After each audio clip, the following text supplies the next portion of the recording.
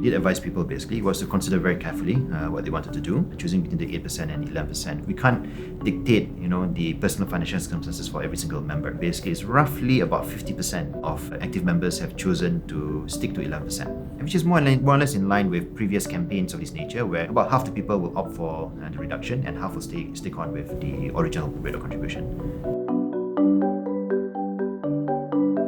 For retirement funds like ourselves, it's very much in that end stage phase where basically earnings have become more stabilized. We do a lot of toll highways, a lot of power plants, we do a lot of yielding assets, yield buildings, right? So a classic example was Battersea, large investment, but in the big scale of things for the EPF, basically very manageable.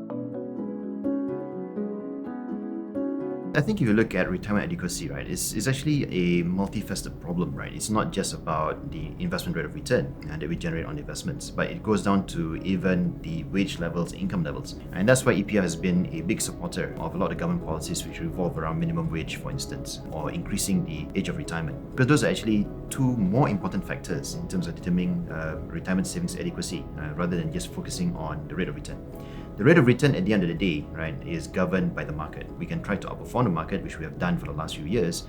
But honestly speaking, right, you're better off from a national policy point of view, focusing basically on minimum wage and retirement age as two of the key factors in determining retirement savings adequacy. And that's why we've been working, very closely with the government, and we are working to basically promote the idea of a national social security protection task force that will be formulated hopefully in the very near future. That actually looks at the long-term economic planning around these issues.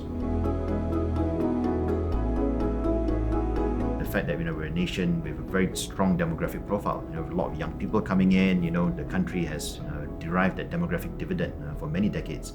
But that's changing. By the 2030s, we'll be an aging nation. It won't be very long before we become an aging nation like a lot of Asian countries. Japan is now struggling with that problem, right? No matter what you do on government policy, it's very hard to get around the fact that you have an aging population and to some extent a shrinking population. We need to focus, I think, on those long-term issues and really focus on that part of it.